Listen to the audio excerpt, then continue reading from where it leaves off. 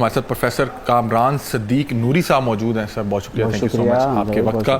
Professor صاحب اس کی نشانیوں کی طرف آتے ہیں, کیونکہ ہر شخص چاہتا ہے کہ اس کو زندگی میں ایک بار جو ہے طاق رات مل جائے, لیلۃ القدر مل جائے, اور وہ اس میں اپنے تمام گناہ جو ہے بخشوا سکے اور اپنی تمام عبادتیں جو ہیں اس کو 80 سال کے ساتھ ملٹیپلائی کر لیں.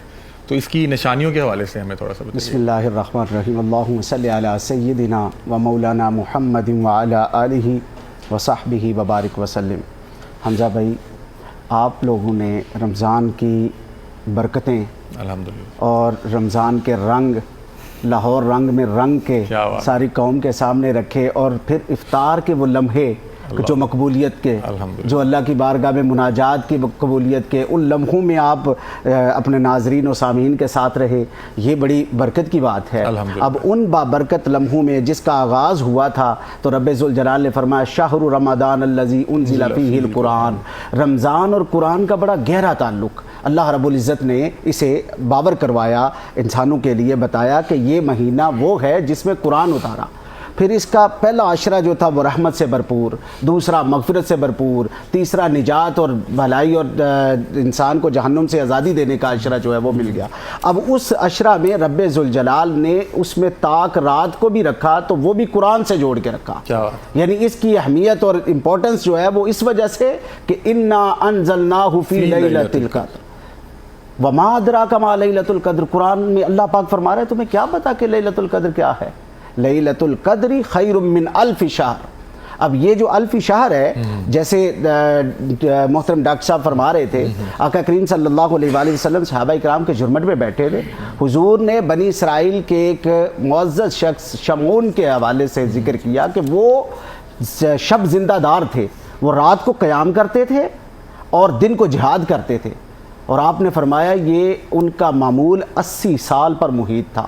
صحابہ کرام نے سنا تو انہوں نے عرض کی یا رسول اللہ, یہ معمول جو ہے یہ تو 80 سال کی, تو ہمارے ہاں تو زندگیاں اتنی نہیں, اب کے بعد ہم تو اتنا دیر نہیں جئیں گے, تو اگر اس کو دیکھا جائے تو ان کی تو ایج زیادہ تھی. حضور نے یہ سن کر حضور بھی غمگین ہوئے, ان کو سن کے غمخوار تھے نا, رحمت للعالمین تھے نا, اپنے امتیوں کو دیکھا کہ یہ ایسی بات ہے. تو جب آقا کریم صلی اللہ علیہ وآلہ وسلم کو یہ فیلنگ آئی, رب ذوالجلال نے فوراً جبرائیل کو بھیجا, جاؤ جا کے میرے محبوب کو مجدہ سنا دو کہ یہ ایک رات میں اپنے محبوب کے امتی کو زندگی میں کئی بار دوں گا, وہ رات کہ جس ایک رات کی یہ اہمیت ہے کہ لیلۃ القدر خیر من الف شہر. اور اس کو ملٹیپلائی کر کے آپ دیکھیں 83 سال 4 ماہ بنتے ہیں. 83 سال 4 ماہ بنتے ہیں, یہ زندگی میں ایک بار نہیں.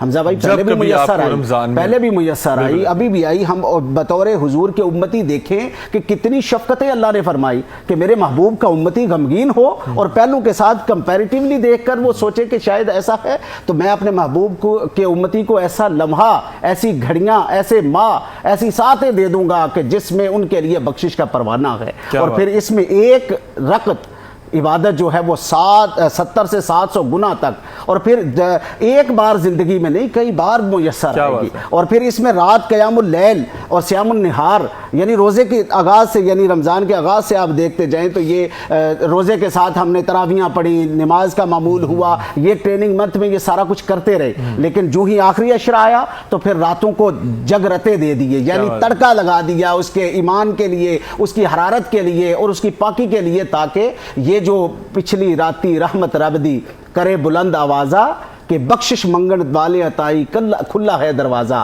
یعنی اللہ کی رحمت کا دروازہ کھول دیا, اور ایسا کھولا کہ پھر اس نے اللہ پاک نے چھما چھم رحمتیں برسائی, اور ان 21 23 25 27 اور 29 میں ڈھونڈنے کے لیے حکم دیا. یہاں تک کہ حضور نبی کریم صلی اللہ علیہ وآلہ وسلم اتنے رحیم و شفیق ہیں کہ آپ نے ایک رات آپ نکلے حجرہ مبارک سے باہر, ام المومنین سیدہ عائشہ صدیقہ مومنوں کی ماں فرماتی ہیں کہ حضور جب نکلے تو آپ نے آ کر کچھ بتانا چاہا, دیکھا تو کچھ آپس میں بحث کر رہے تو الجھے ہوئے تھے, تو آپ نے ان کے لیے فرمایا میں نکلا تھا تمہیں شب قدر بتانے کے لیے, مگر تمہارے اس معمول کی وجہ سے مجھے روک دیا گیا کہ ان کو اس کا معمول نہ بتایا جائے. یعنی شب قدر بھی ہمیں بتا رہی ہے کہ یہ جو لمحے, یہ جو ساعتیں ہم نے رمضان بھر میں رکھے ہیں, ہمیں جوڑ دینا چاہیے, قریب کرنا چاہیے.